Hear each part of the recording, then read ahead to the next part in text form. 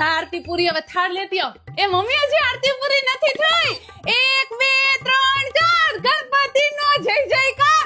IPhone હોય કે Samsung, Ganpati બાપા હેન્ડસમ. 10 રૂપિયાની ચિંગમ, ગણપતિ બાપા સિંગમ. જલેબી ને ફાફડા, ગણપતિ બાપા આપડા. Twinkle twinkle little star, Ganpati બાપા સુપરસ્ટાર.